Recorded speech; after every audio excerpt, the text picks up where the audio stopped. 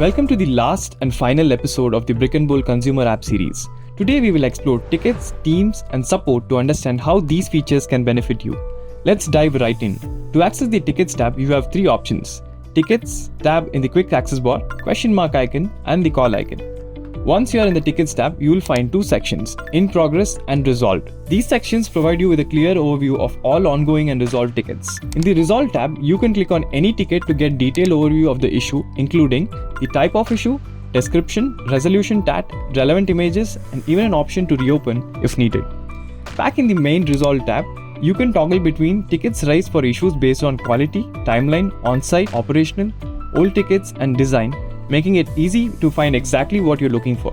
Next, head back to the home page and scroll down and right to the Team tab in the Quick Access bar to view the name and contact details of your project manager, site engineer, and contractor.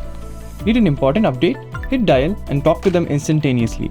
Similarly, you can also use the Call Us button in the bottom left corner and select the button for direct support whenever you need it. If you found this series helpful, please drop us a like or a comment. And if you're new to Brick and Bolt and are exploring home construction options, check out the link in the description or call us directly.